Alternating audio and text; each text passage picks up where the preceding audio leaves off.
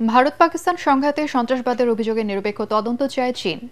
এ নিয়ে উদ্বেগ প্রকাশ করে বাংলাদেশে নিযুক্ত চীনা রাষ্ট্রদূত ইয়াও ওয়েন জানান, বাংলাদেশের সার্বভৌমত্ব রক্ষায় পাশে থাকবে চীন। বাংলাদেশ চীন কূটনৈতিক সম্পর্কের 50 বছর পূর্তি উপলক্ষে Bangladesh Institute of International and Strategic Studies বিসের সেমিনারে তিনি এসব কথা জানান। চীন সন্ত্রাসবাদের সব রূপ ও প্রকাশের বিরোধিতা করে ভারত ও পাকিস্তানকে সংযম প্রদর্শনের আহ্বান জানান রাষ্ট্রদূত। আরও জানাচ্ছেন সৈয়দ রিয়াজ। বাংলাদেশ চীন কূটনৈতিক সম্পর্কের 5 দশক উপলক্ষে রাজধানীর institute of international and Strategic studies BIISS এই সেমিনারের আয়োজন করে।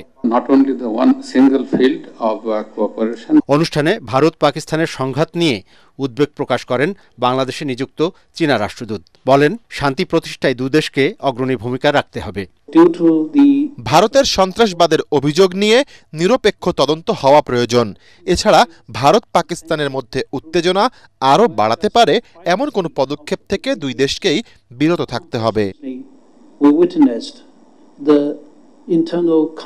তিস্তা প্রকল্প বাস্তবায়নে বাংলাদেশকে সহায়তা করতে প্রস্তুত চীন। তবে এ বিষয়ে বাংলাদেশকে সিদ্ধান্ত নিতে হবে বলে জানান ইয়াং ওয়েন। রোহিঙ্গা সংকট সমাধান ও মিয়ানমারে মানবিক করিডোর নিয়েও কথা বলেন চীনা রাষ্ট্রদূত।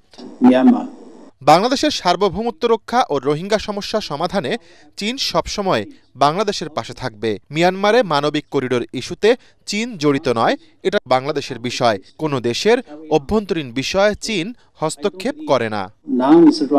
সেমিনারে আন্তর্জাতিক সম্পর্ক বিশ্লেষক ডক্টর ইমতিয়াজ আহমেদ বলেন, রোহিঙ্গা সমস্যা সমাধান একটি জটিল বিষয়, তবে প্রত্যাবর্ষণ পরবর্তী বন্দোবস্ত নিয়ে এখনই ভাবতে হবে।